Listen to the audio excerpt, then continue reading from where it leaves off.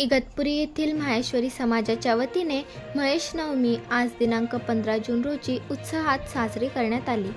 या निमित्त काढण्यात आलेल्या शोभायात्रेत पारंपरिक वेशभूषेत समाजबांधव सहभागी झाले होते. नवमी माहेश्वरी समाजाच्या उत्पत्तीचा दिवस असून माहेश्वरी समाजाची उत्पत्ती महादेवाच्या वरदान स्वरूपात झाल्याचे मानले जाते.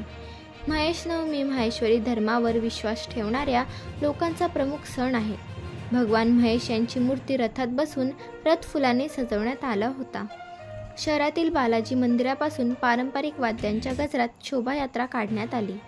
शोभायात्रेत पुरुषांनी पारंपरिक पांढरे वस्त्र तर महिलांनी लाल रंगाच्या साड्या असा पेहराव केला होता.